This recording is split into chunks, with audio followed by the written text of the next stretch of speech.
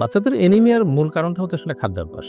ওই যে বললাম যে তারা দেখা যায় যে মায়েরা শুধু একই ধরনের খাবার দিয়ে সুজি দিচ্ছেন, সুজি দিচ্ছেন, সুজি দিচ্ছেন, খিচুড়ি দিচ্ছেন, খিচুড়ি দিচ্ছেন। ফলে হচ্ছে কি মানে খাবারটা ব্যালেন্সড হয় না। দেখেন আয়রনটা মিস হয়ে যাচ্ছে বা ভিটামিন সি মিস হয়ে যাচ্ছে বা কোন একটা মিস হয়ে যাচ্ছে যেটা কিনা আয়রন অ্যাবজর্পশন এ বাধা হচ্ছে। তা সে প্রপারলি আয়রনটাকে অ্যাবজর্পশন করতে পারছে না এবং কি আয়রন খেতেও খাওয়াও হচ্ছে না অতটা। তো বাচ্চাদেরকে আয়রন সমৃদ্ধ খাবার বিশেষ করে আপনার মাংস, মাছ, ডিম এগুলো কিন্তু দুধ এগুলো কিন্তু দিতে হবে।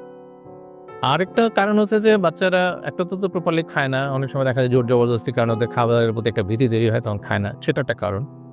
বাচ্চাদের পেটে কৃমি হয় এবং এটার জন্য যথাযথ ব্যবস্থা নেওয়া হয় না। এই কৃমিও কিন্তু আপনার বাচ্চাদের রক্ত স্বল্পতার একটি বড় কারণ।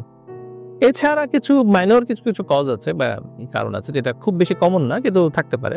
কোনো বাচ্চার পলিপ থাকে, পায়খানা আসছে সেখানে এটা আমাদের বাচ্চাদের দেখা যায় যে ব্লিডিং হচ্ছে অনেক সময় আমরা এটা নোটিস করতে পারি না। তো এইসব কারণেও কিন্তু অনেক সময় বাচ্চাদের অ্যানিমিয়া হতে পারে।